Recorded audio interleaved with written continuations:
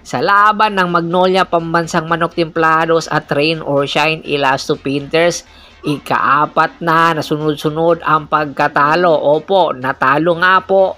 Baya 100 to 100 ang score kontra sa Rain or Shine Elasto Painters, na kung saan mainit nga ang kanilang laban, dikdikan at pisikalan, na muntik nang mauwi sa kaguluhan, na kung saan itong si Mark Baroka at itong bagong rookie ng Rain or Shine Elasto Painters ay muntik nang magkasapakan. Kaya naman inaasahan na ang Magnolia Pambansang Manok Templados at si Boss Al Francis Chua magdidesisyon na anytime kung mananatili pa ba itong si Coach Chito Victolero bilang head coach ng Magnolia, at mananatili rin ba si Ricardo Ratliff bilang import ng Magnolia. Ano sa tingin